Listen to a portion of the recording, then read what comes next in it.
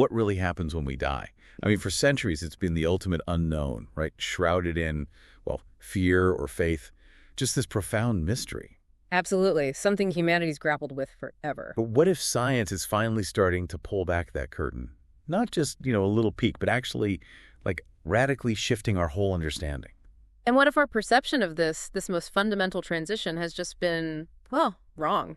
Maybe even dangerously wrong all this time. Welcome to BookCast FM, bringing books to life one cast at a time. This is The Deep Dive, where we take fascinating sources and really try to distill the most important, the surprising, and honestly, the thought-provoking insights just for you. Today we're embarking on quite an extraordinary journey. We're doing a deep dive into Dr. Sam Parnia's groundbreaking book, Lucid Dying, the new science revolutionizing how we understand life and death. And this isn't just another book about death. It feels more like a scientific manifesto. It directly challenges pretty much everything we thought we knew about that boundary, between life and death. Yeah, it forces us to reevaluate not just like a medical diagnosis, but maybe even our own mortality, our own existence. And that challenge, it comes from a place of really rigorous scientific inquiry. Dr. Parnia, he's a world-renowned resuscitation expert, director of critical care and resuscitation research. Right. His work, like the AWARE studies, they're internationally recognized. They really form the backbone of this whole revolution he's talking about. Exactly. And his core thesis is, well, it's bold. It's genuinely paradigm shifting. He's saying death isn't a single instantaneous event like flipping a switch. No, it's actually a complex biological process that unfolds over time. And here's the kicker. During this process, consciousness, our awareness, our very sense of self might persist. Even after the heart stops and the brain activity goes flat on the monitors. That's what the evidence is pointing towards, even after what we traditionally call clinical death. Wow. Okay. So our mission for this deep dive then is to explore exactly that, this revolutionary idea that death isn't a single moment, but a potentially reversible process. And that consciousness, human consciousness, might continue even after the heart stops. We're going to unpack the cutting-edge science, delve into these, frankly, astonishing patient stories that just defy conventional wisdom. And examine the profound implications for medicine, for ethics, and fundamentally, for how we understand human existence itself. Get ready for some genuine aha moments, because the knowledge Dr. Parnia presents, it really fundamentally shifts how you perceive medical emergencies and maybe even some of our deepest fears about, what happens when we die. It truly does. We're going to challenge a lot of those long-held assumptions today and explore what is genuinely a new frontier in medicine and, frankly, in our understanding of what it means to be alive. Okay, let's unpack this first crucial step, because we've all seen it, right? In movies, on TV, that dramatic ER scene. Oh, yeah, the flatline. Exactly. The doctor working frantically, then that dreaded flatline on the monitor. Beep. And the somber time of death. That image is so ingrained. The flat line on the ECG, the heart monitor, or the EEG for brain waves. And it signifies, in our minds, and often in medicine too, this absolute instantaneous end.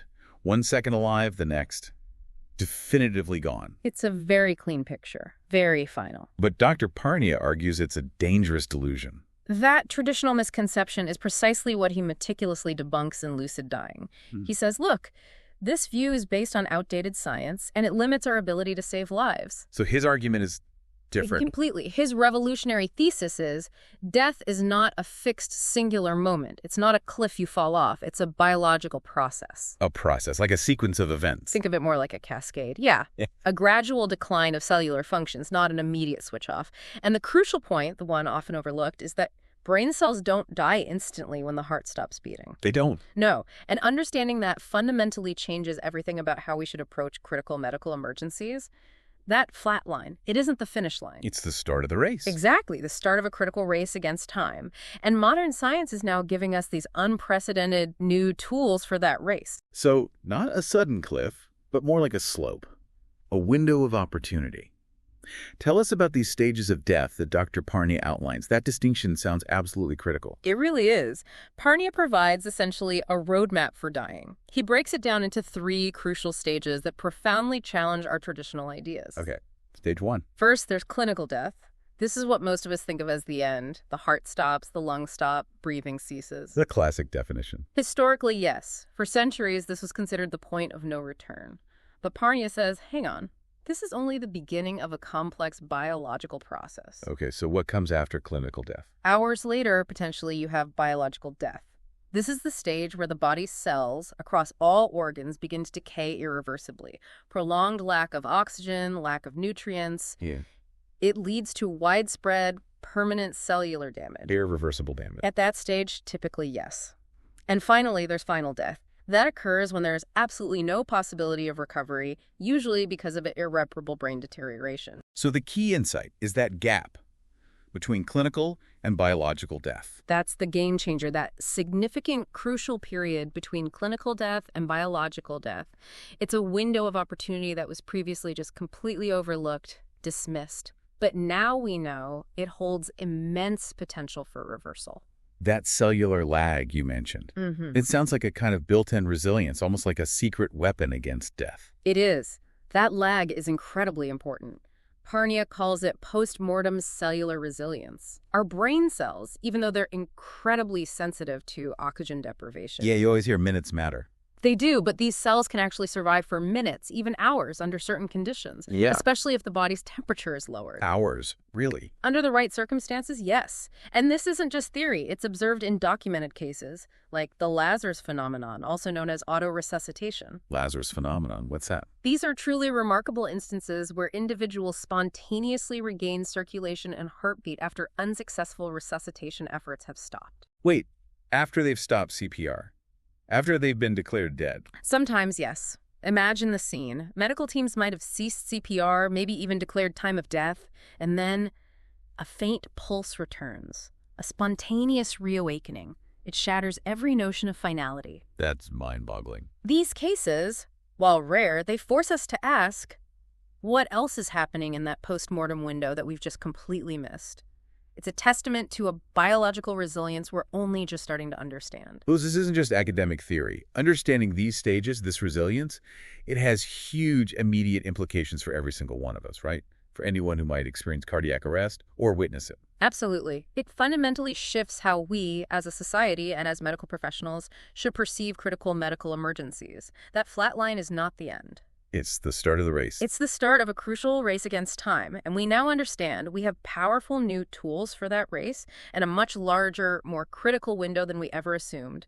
It means we should never give up too soon. Okay, so if death is a process, then understanding the intricate biology of that process becomes key to reversing it. It's not just a switch flipping off. It's a precise, though catastrophic, series of biochemical events. A breakdown. Exactly, a cascading breakdown. So what actually happens inside the body when the heart stops? Beyond just no heartbeat. That's right. It's a gradual biochemical cascade, a domino effect of cellular failure. When the heart stops, the immediate, most critical thing is the stop of oxygenated blood flow to the brain and other vital organs. And how quickly does that impact things? Within about 20 to 30 seconds of that deprivation, consciousness typically fades. And shortly after that, brain activity becomes undetectable on standard EEGs. The flatline again. Yes, which historically led to that wrong idea that the brain was instantly and permanently dead. But this is where Parnia highlights the crucial difference between detectable activity and cellular viability. So the cells aren't truly dead then? Not right away? Not at all. They don't die immediately. They actually begin a programmed death sequence, a sort of predetermined cellular self-destruction called apoptosis. Their internal energy systems start failing. Programmed death. Can that be stopped? That's the crucial point. This process can be interrupted and potentially reversed if intervention happens quickly enough. Neurons are incredibly sensitive, yes, but Parnia references research showing they can survive maybe up to an hour if properly cooled and supported. An hour. Wow. You mentioned energy systems failing. Right. Think of ATP. It's like the universal energy currency for every cell. When the heart stops, that currency runs out fast. That triggers the cascade towards cell death. Okay. But interventions like therapeutic hypothermia, cooling the body, they essentially freeze this rapid energy drain. They buy precious minutes, even hours, for the brain. Just close everything down. Exactly. And it's not just energy loss. There's also something called excitotoxicity. Brain cells, desperate for energy, release this flood of damaging chemicals and calcium. They essentially short-circuit themselves, causing widespread damage. So it's like they panic and self-destruct. In a a way, yes. Understanding this intricate biochemical self-destruction is key to developing strategies to stop it, to protect the brain during that critical time after cardiac arrest. So we're learning how to put the brakes on this cellular decline. What are some of these neuroprotective strategies? You mentioned cooling. Therapeutic hypothermia is definitely one of the most powerful and now widely accepted. Cooling the body significantly slows the metabolic rate of brain cells, Reduces their energy needs. drastically reduces their oxygen demand. This buys crucial time minutes, potentially hours, to restart the heart and restore circulation, protecting the brain from that irreversible damage we used to think was inevitable. Is it widely used? It's now a standard of care in many post-cardiac arrest protocols, yes. We also use sophisticated approaches to manage the brain's internal chemistry medications to block those excitotoxicity pathways or provide alternative energy sources. It's incredible. You mentioned patients being cooled and revived after 30, even 60 minutes of no heartbeat, with no neurological deficits. They wake up completely themselves. That's the goal, and it's happening. It just flies in the face of everything we previously thought was possible. It really does. It's a genuine testament to how understanding this precise biology can completely change outcomes. It absolutely does. These real-world applications show that the biology of dying isn't some fixed, unalterable destiny. It's a pathway that can be interrupted, a process that can be disrupted and reversed. Death, in many cases, is medically reversible if we understand and apply the science, if we treat it as an emergency that isn't necessarily beyond intervention. This brings us to a really profound and ethically challenging question right at the core of Dr. Parnia's work. If death is a process and consciousness can persist beyond the flatline, then our traditional definitions of death seem incredibly outdated. Maybe even dangerous. Yeah, who truly counts as dead in this new scientific landscape? Exactly. And Parnia argues forcefully that they are outdated. He focuses on the two main traditional definitions: cardiac death, irreversible stop of circulation and respiration, and brain death, irreversible stop of all brain activity. He argues these are based on incomplete science, or, for brain death, often outdated tools that just can't fully assess the potential for consciousness or cellular viability. Especially now we know we can sometimes restart circulation hours later. So the problem is they assume it's instant and irreversible. Exactly. They assume instantaneous, irreversible cellular death, which we now know is simply not true. So what are the huge implications of this? I can imagine massive, agonizing ethical dilemmas. Yeah. Especially around sensitive topics like organ donation comes up immediately. The controversy is acute with DCD protocols, donation after circulatory death. Right. Parnia raises critical questions. Are we retrieving organs from individuals who might still be biologically viable? Maybe even, unconsciously aware for a window of time we're just not measuring properly. That's a heavy thought. And there are documented cases, though rare, of individuals declared dead who later spontaneously revived. That naturally raises serious questions about how confident, how final that declaration of death really is. And you said definitions vary globally. That's perhaps the most alarming part. Parnia highlights that where you collapse, which hospital you go to, could literally determine if you live or die, because the medical and legal standards for declaring death are just inconsistent. That's truly chilling. The idea that arbitrary lines, different rules in different places, could be the difference. But Parnia isn't just pointing out the problem, is he? He's calling for action. He is. He makes an urgent, passionate plea for more nuanced criteria for defining death, and a comprehensive reevaluation of ethical decisions, especially around withdrawing care. Because if we can bring people back fully functional after longer periods, then our protocols for declaring death, for making those life and death decisions, they have to evolve to reflect this new scientific reality. We just can't keep operating under assumptions that science has now disproven. Which leads us to the bigger picture, this global misunderstanding of death and the systemic failures in care that come from it. It's not just individual mistakes, it's an institutional problem worldwide. Exactly. Parnia critiques how popular media, movies, TV, and just pervasive cultural stories have created these simplistic, often misleading portrayals of death and revival. Yeah, people are either instantly revived or instantly gone. Right. And that shapes public understanding in a way that just doesn't match the complex, nuanced scientific reality. It creates this cultural inertia, this resistance to new approaches. And it seems the medical system itself, despite all its advances, is still lagging behind in many ways. Yeah. Part of the problem. Tragically, yes. Many emergency response systems globally are still based on, believe it or not, outdated 1960s CPR models. Really? 60s? In many places, yes. There's a widespread lack of comprehensive training and modern infrastructure, specialized resuscitation teams, cooling equipment, long-duration mechanical CPR systems. This isn't just in under-resourced regions. Even in advanced economies, it's not uniformly adopted. And that leads to shocking disparities in survival rates.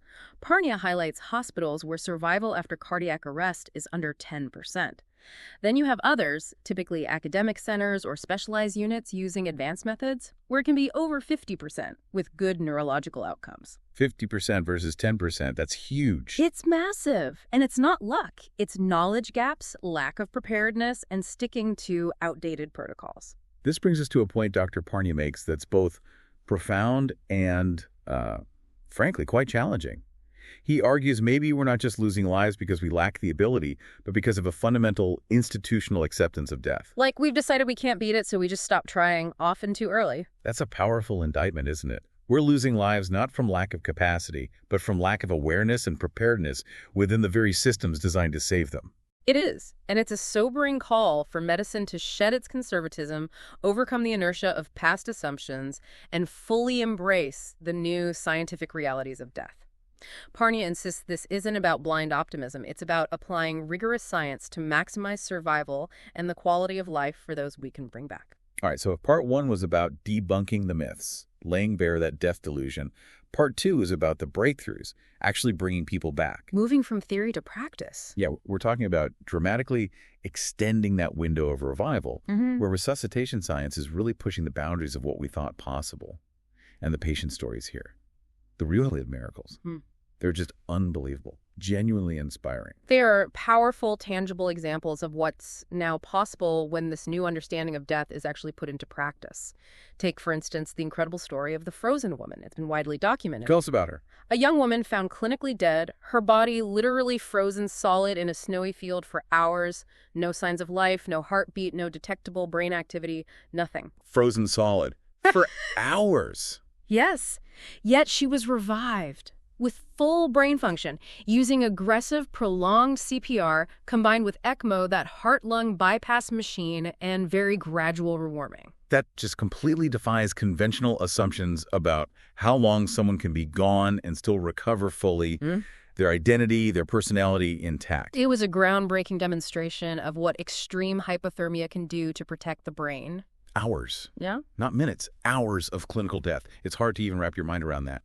And then there's the drowning child case. Another powerful example. A young individual submerged in icy water for over 30 minutes. Again, clinically dead. 30 minutes underwater. But resuscitated with aggressive, prolonged CPR and extracorporeal circulation ECMO again. Eventually recovered fully.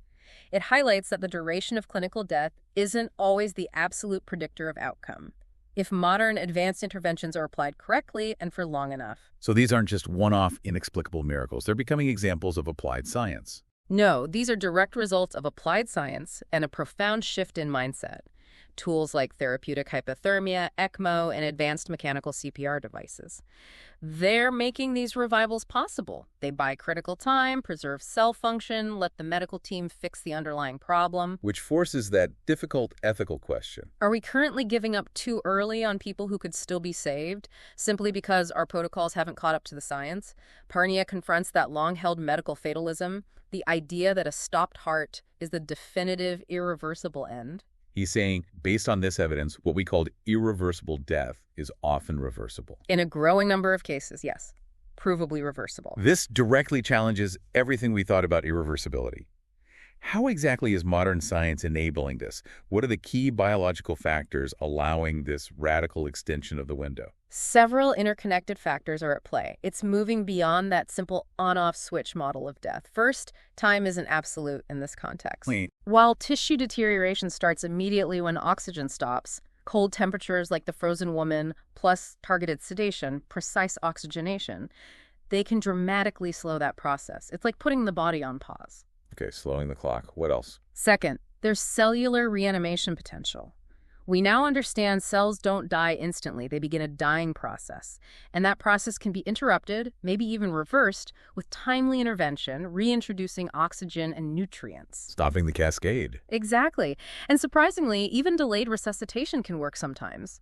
Parnia cites studies where, even after standard efforts failed, later interventions using advanced techniques like ECMO, maybe hours later, still resulted in survival with good neurological outcomes. This is where those astonishing case studies come back in. The man revived after 55 minutes of cardiac arrest, no brain damage, thanks to ECMO and cooling. Or that young athlete revived after 45 minutes, who later recalled details of his surroundings during the resuscitation. These aren't just survivors. They're coming back with their minds intact, their identity, their memories. These stories aren't isolated anomalies anymore. They're part of a growing body of clinical evidence showing what's achievable with a different approach and the right tech. But Parnia points out a crucial systemic barrier. Which is? He argues we're still letting people die, not because we inherently can't save them, but often because we don't try long enough, or with the right resources. Why? It's a mix of things. Deep-seated medical conservatism, the significant cost of advanced equipment and training, and just pervasive training gaps in the healthcare system. The scientific capability exists, but the institutional will and infrastructure, they often lag way behind. So let's talk about one of those critical, yet maybe surprisingly simple tools. Cold. Dr. Parnia calls therapeutic hypothermia a critical innovation, almost a game changer. What's the deal with cooling? The role of controlled cooling, therapeutic hypothermia, is paramount in modern resuscitation. Biologically, cooling the body significantly slows the metabolic rate of every cell, but most critically, the brain cells. Right, reduces their oxygen demand. Drastically. Think of it like putting a complex machine into standby mode. This reduction in metabolic activity buys crucial time minutes, potentially hours for medical teams to restart the heart, restore circulation, all while protecting the brain from suffering irreversible damage. Does it do anything else? Yes, it also actively helps reduce inflammation and swelling in the brain after resuscitation. That's a major cause of secondary injury and death, even if the heart restarts. So it's like a neuroprotective superhero. So it's like putting the brain into a protective deep freeze, preserving its delicate functions until circulation can be restored. Precisely. Clinically, the protocols usually involve cooling patients to about 32-34 degrees Celsius. That's around 89.6 to 93.2 Fahrenheit for about 24 hours after resuscitation. How do they do that? Various ways. Surface cooling blankets, infusing cold IV saline, or more precisely using ECMO circuits that can control temperature. But you mentioned it's underutilized. And this is Parnia's stark, frankly unsettling warning. Despite proven effectiveness, being standard of care in many guidelines, many hospitals globally still fail to use hypothermia consistently or correctly. Wow. Lack of equipment, lack of training, maybe institutional inertia. Whatever the reason, this widespread underutilization directly leads to unnecessary deaths and poor neurological outcomes that could have been prevented. It raises that question. Why aren't we doing this everywhere? It's life-saving, brain-saving. It should be universal. This is where the term high-tech Lazarus comes in. Yeah. These emerging technologies pushing resuscitation boundaries into what sounds like science fiction, but it's real. Absolutely. Bringing people back from the brink. Tell us about ECMO. You've mentioned it a few times. ECMO, extracorporeal membrane oxygenation. Think of it as an external heart and lung machine, a sophisticated bypass system. It takes the patient's blood out, oxygenates it, and pumps it back through their body, completely bypassing their own failing heart and lungs. Buying time. Critical time. Hours, sometimes even days. It allows the medical team to identify and treat the underlying cause of the cardiac arrest while maintaining vital organ function. In specialized centers, ECMO dramatically increases success rates for patients who would otherwise have absolutely no chance. And then there's AI, artificial intelligence in CPR. That's fascinating. Yes, AI-enhanced CPR and monitoring is another rapidly developing frontier. AI systems are being developed, tested. They can analyze patient vitals in real time, instantly adjust and optimize compression rhythms and depth based on that specific patient's response. So the CPR is tailored. Exactly. These systems might even predict when a patient is most likely to regain circulation, guiding the team. It standardizes and potentially dramatically improves CPR quality, especially when human rescuers might tire or be less experienced. And automated machines, too. Right. Complementing this are automated CPR machines like the LUCA system. They provide consistent, high-quality chest compressions without human fatigue, freeing up the medical staff to focus on other critical things, giving drugs, preparing for ECMO, diagnostics. Parnia has a bold vision for all this, doesn't he? A future where hospitals are fundamentally transformed. He absolutely does. He envisions specialized resuscitation units, like major trauma centers, but focused on cardiac arrest.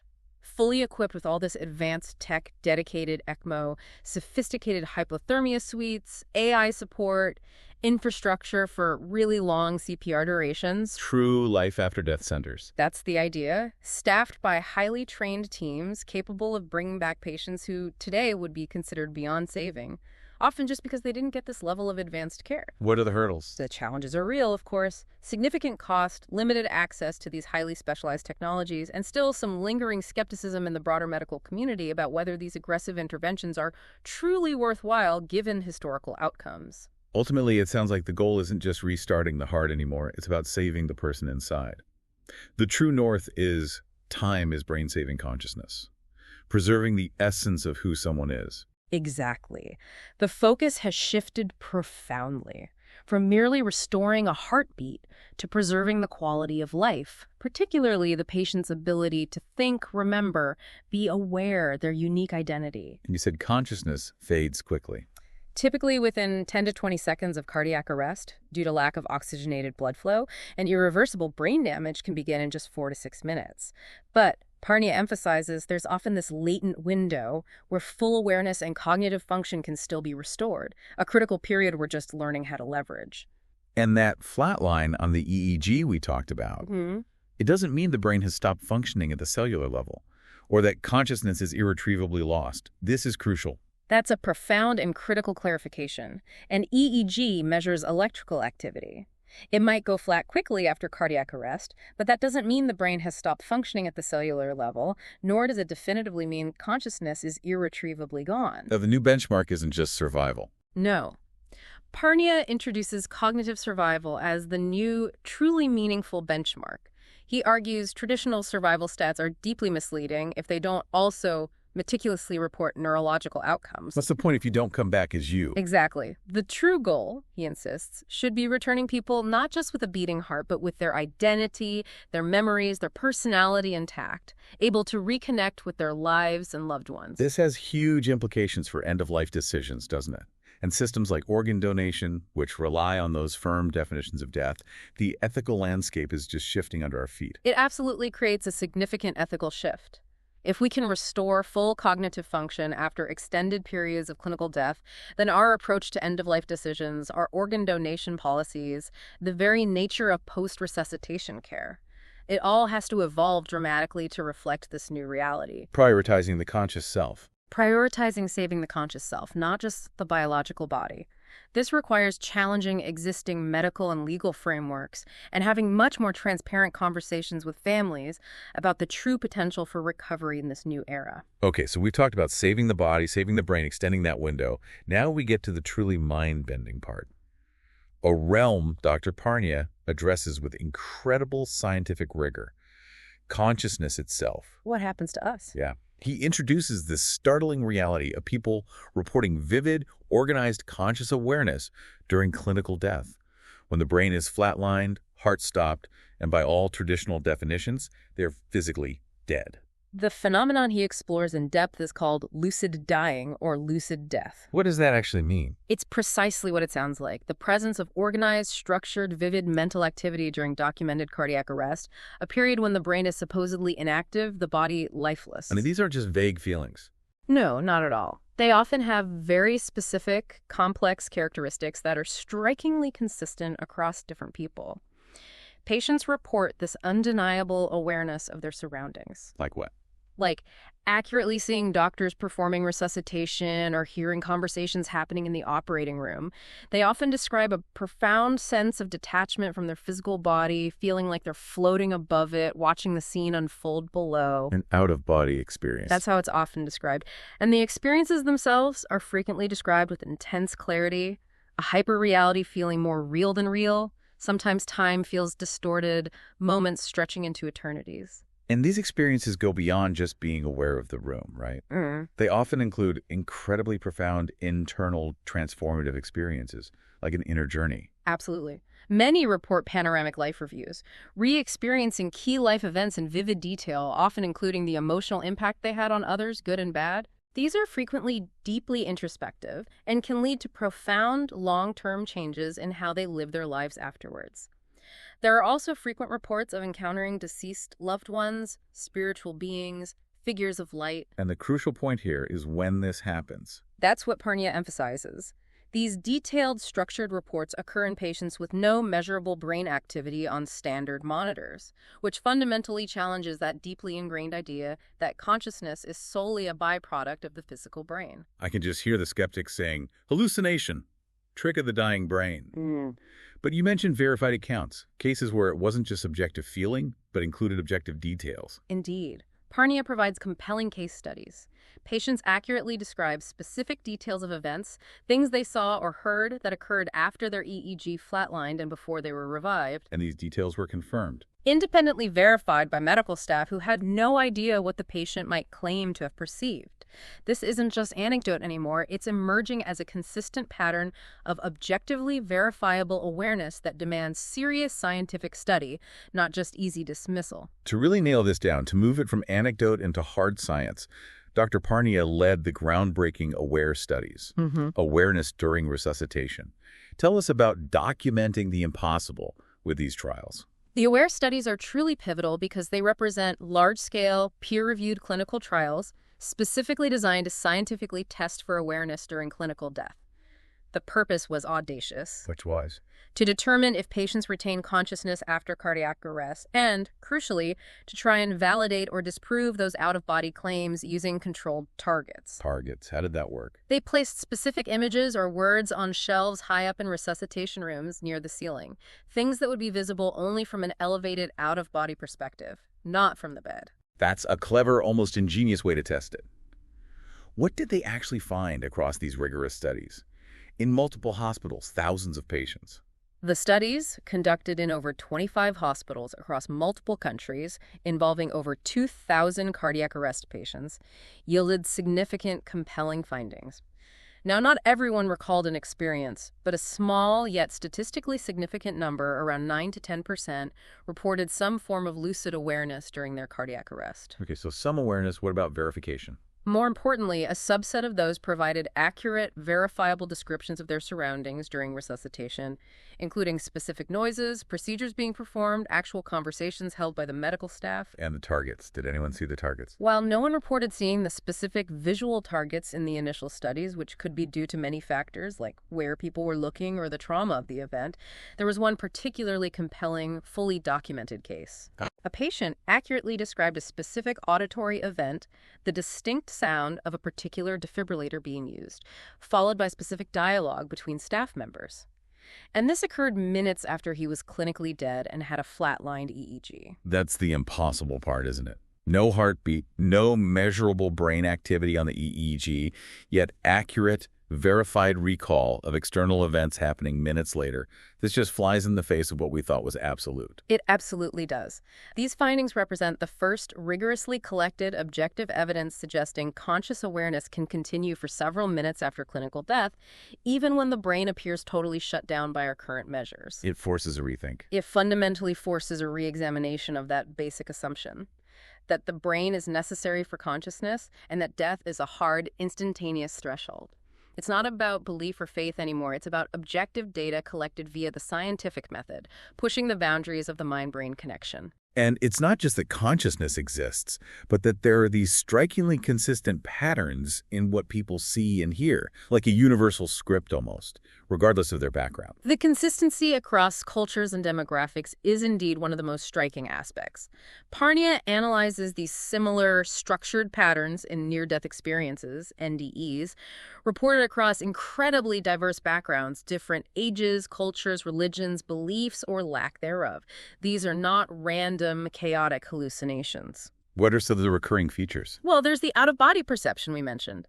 People consistently report floating above their body, watching their own resuscitation, often with precise, verifiable details they couldn't otherwise know.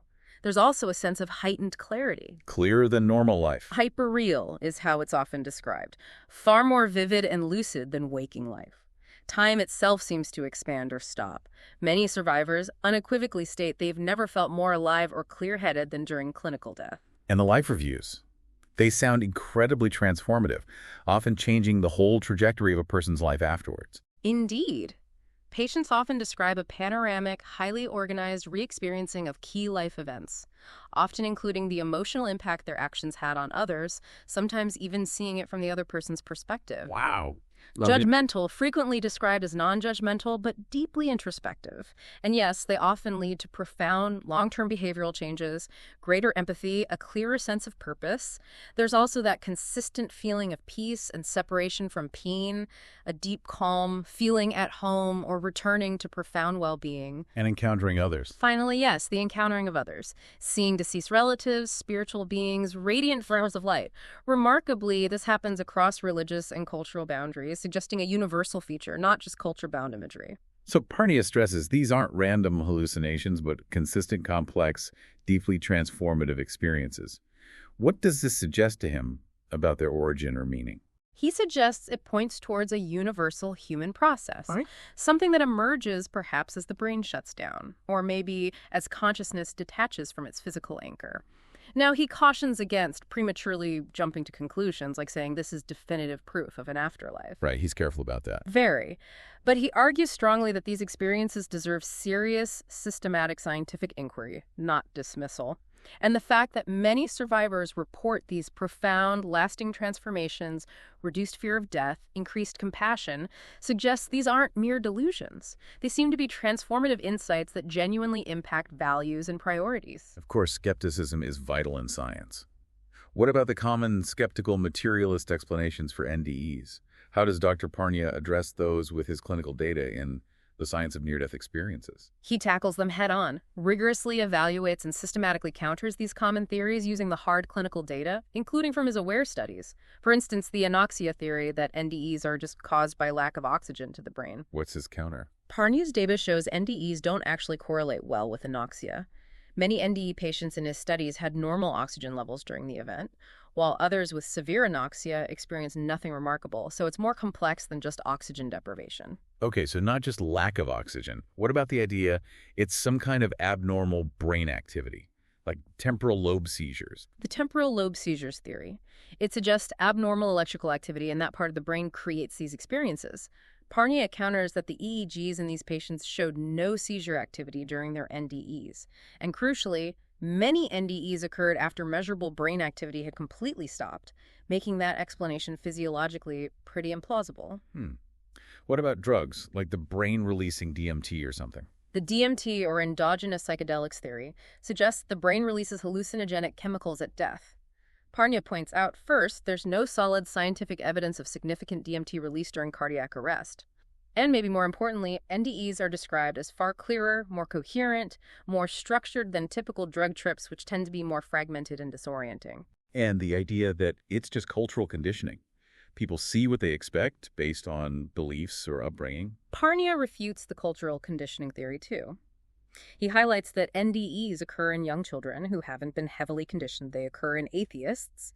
And critically, they occur across vastly diverse cultures and religions, yet the core elements remain globally consistent. So the interpretation might vary, but the core experience is similar. Exactly.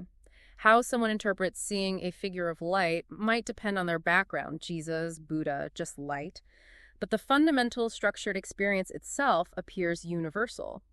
So he argues these mainstream neurological explanations, while maybe valid for other phenomena, just fall short when faced with verifiable, coherent, structured experiences during documented brain flatline. Which implies, Parnia insists, that we need a new model of consciousness, one that can actually acknowledge conscious experience happening outside of normal, measurable brain activity. This all leads to perhaps his most bold, most challenging conclusion.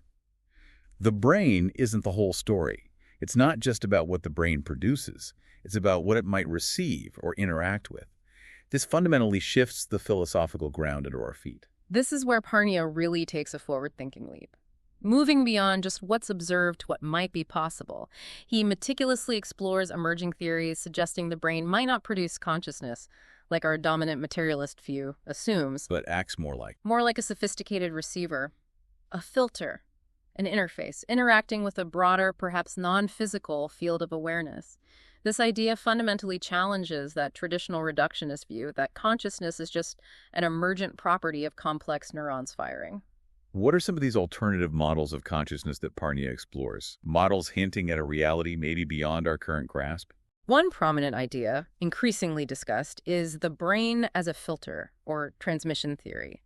This model suggests the brain doesn't create consciousness, but actually limits or filters a broader, maybe pre-existing field of awareness, like a radio receiver tuning into one station from an ocean of signals. So death or inactivity could remove the filter. Exactly. It could effectively remove or loosen this filter, leading to an expanded, unfiltered consciousness, like maybe described in NDEs. Another fascinating model he touches on is quantum consciousness. Like quantum physics involved. Inspired by theoretical work from physicist Roger Penrose and anesthesiologist Stuart Hameroff, it suggests consciousness arises from quantum processes within brain microtubules, tiny structures inside neurons.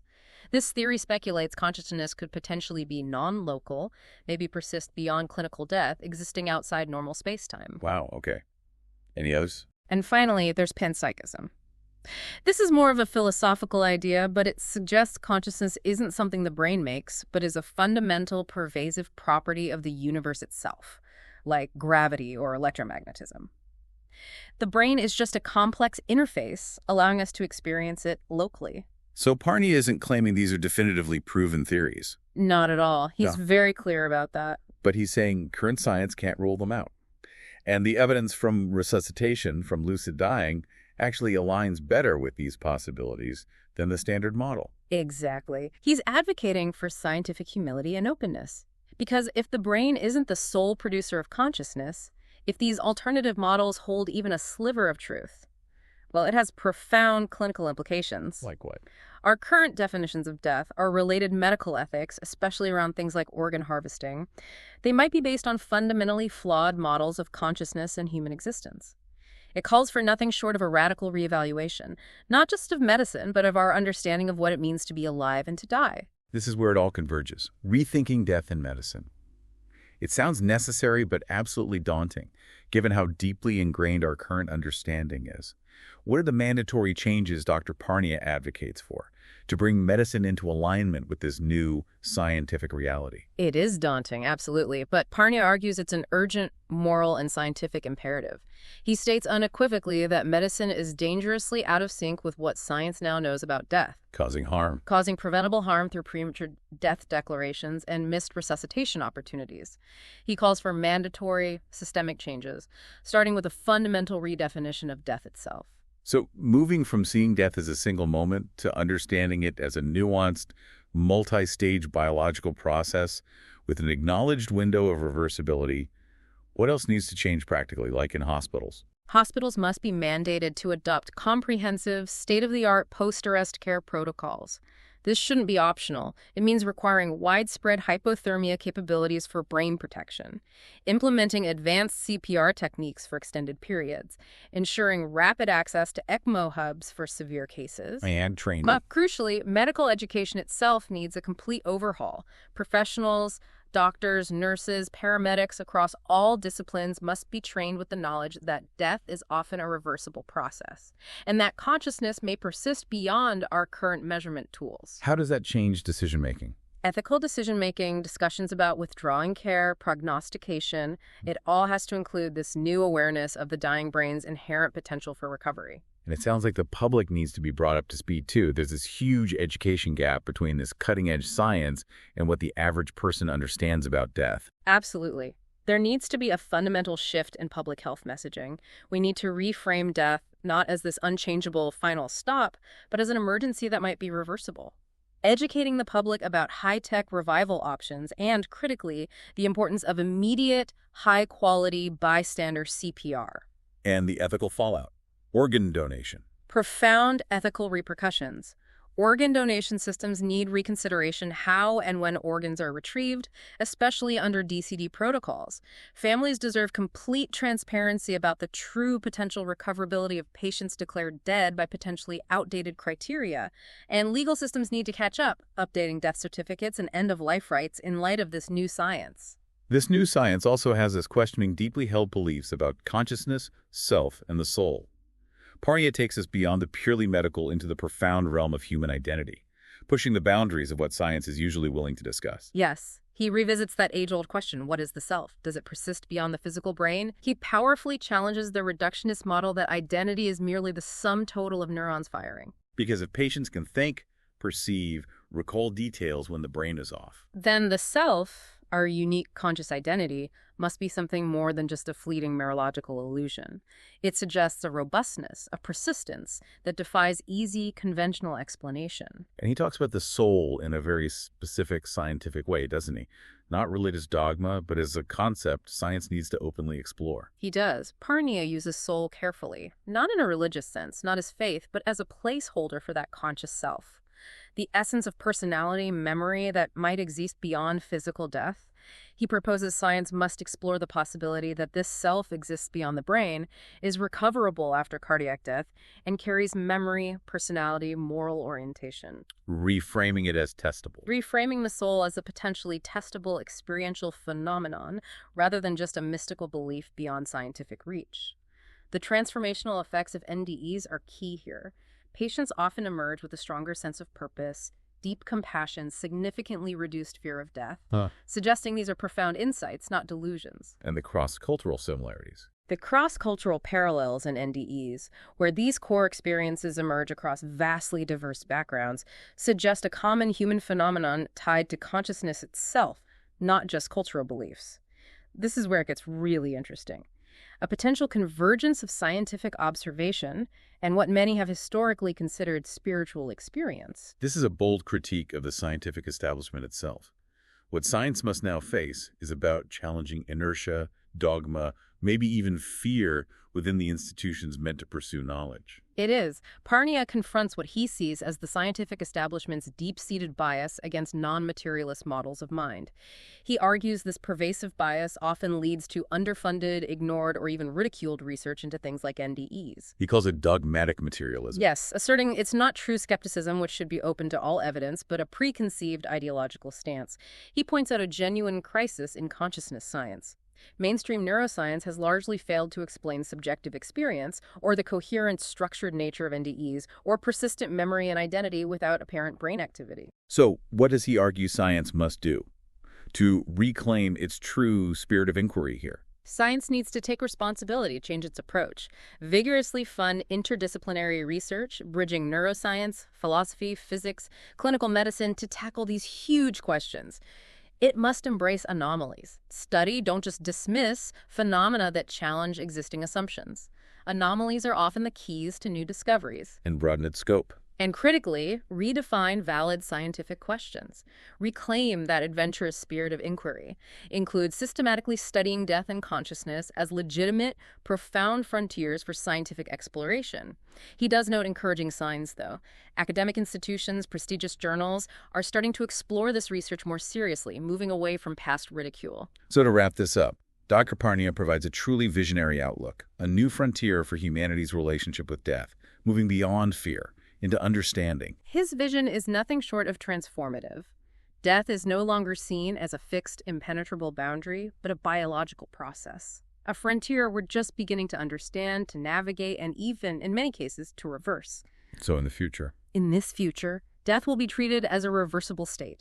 Like cardiac arrest was viewed before CPR became widespread in the 1950s. New medical specialties, maybe consciousness resuscitation units, will emerge, highly specialized. Hospitals will transform into advanced resuscitation centers, equipped to bring patients back after long periods of clinical death and, critically, preserve their cognitive integrity, their sense of self. And consciousness will be at the heart of it all, moving from philosophy to a central scientific mystery. Precisely. Consciousness treated as a primary force, not just a side effect of brain chemistry. The future isn't just about life extension. It's about understanding the self, where it comes from, what it is, where it might go. Which will spark new debates. Inevitably. New, complex, ethical, and existential debates. When is a person truly gone? What are doctors' and families' responsibilities in this new gray zone between life and death? Dr. Parnia leaves readers and the medical community with this powerful message of hope, grounded firmly in rigorous science, but profoundly open to wonder. Maybe death isn't the end. Maybe it's a door we are only just learning how to open. And through it, we might discover something extraordinary about ourselves and the nature of reality itself. And that, you, our listener, is the essence of our deep dive into lucid dying. We've certainly challenged some long-held assumptions today, moving beyond just anecdote to scientific evidence that truly changes our perception of life and death. The science in lucid dying suggests a profound shift in what it means to be alive, what it means to die, and, well, what might lie beyond. Consider this as you go about your day. If the dying brain, in its final moments, shutting down, reveals these consistent patterns resembling organized, lucid, conscious perception, not chaos, not darkness.